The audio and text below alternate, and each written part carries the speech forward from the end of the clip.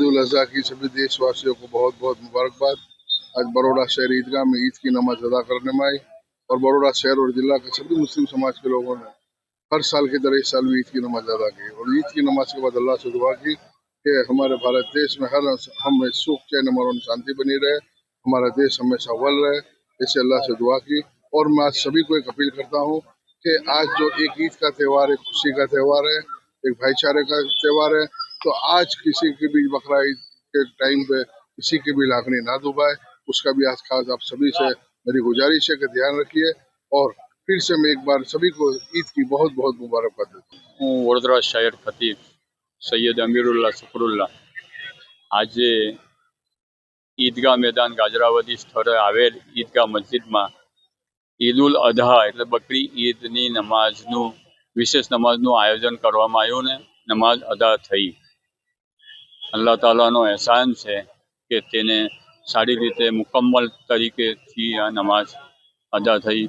વડોદરા શહેરના મુસ્લિમ સમુદાયના અને શહેરથી બહારથી આવેલા તમામ મુસલમાનોએ આજે નમાઝ અદા કરી અને એક ભાઈચારાનું ઉદાહરણ પણ પૂરું પાડ્યું છે। આજે આપણી વચ્ચે નવા નિમાયેલા વડોદરા શહેરના આપણા નગર સેવકો પણ પધારવાના છે અથવા તો પધારી રહ્યા છે, એમનું સ્વાગત કરું છું। સાથે સાથે હું વિશેષ બે ન્યૂઝ આપવા માંગુ છું। મારો પોતાનો ઓપિનિયન છે। વડોદરા શહેરમાં હિન્દુ મુસ્લિમ એકતા અને આપણી જે સંસ્કારી નગરી તરીકે ઓળખાય છે એનો વિરોધ કાયમ અકબંધ રહે। મુસ્લિમ સમુદાયને હું અપીલ કરું છું કે જે કેન્દ્ર સરકારની ગાઈડલાઈન અનુસાર જે પણ કુરબાની માટેનો નિયમ બનાવેલા છે એનું વિશેષ પાલન કરે। વડોદરા શહેરને આપણે સ્વચ્છ રાખીએ।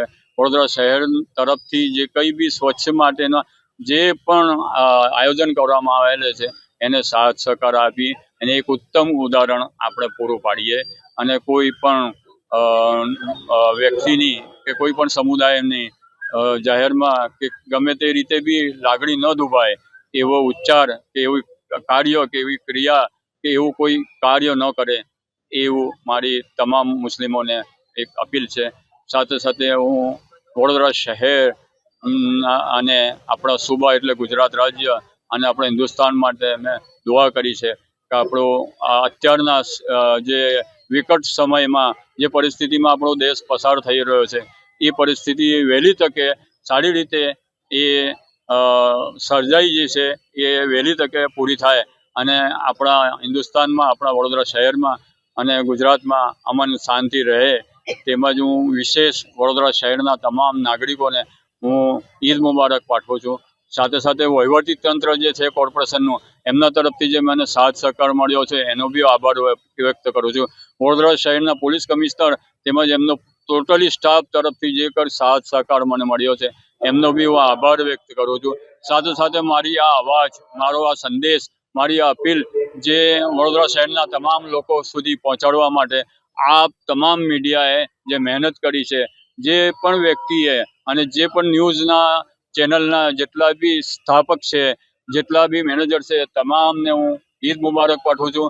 એમનો હું આભાર વ્યક્ત કરું છું કે આજે તે તમારા માધ્યમથી લોકોની સાથે મારો એક અવાજનો સેતુ બંધાયેલો છે એ તમે પૂરો પાડી એક ઉત્તમ ઉદાહરણ પૂરું પાડ્યું છે। અને વિશેષ વડોદરા શહેરના તમામ નાગરિકોને હું મુબારક આપું છું કે આપણો વડોદરા શહેરના નગર સેવકો નવા નિમાયેલા તે આજે કે કાલે બિરાજમાન થશે અને હું આશા રાખું છું કે વડોદરા શહેરની વિકાસની ગતિએ એ આગળ તરોતર વધતો રહે અને સારી રીતે આપણો વડોદરા શહેરનો વિકાસ થાય અને કોઈ પણ સમસ્યા ન રહે એવી મારી દુઆ છે। સાથે સાથે હું તમામને ઈદ મુબારક પાઠવું છું। વધુ સમાચાર જોવા માટે અમારી YouTube ચેનલને સબસ્ક્રાઇબ કરો અને જોડાયેલા રહો ફેસબુક, ઇન્સ્ટાગ્રામ અને ટ્વિટર પર।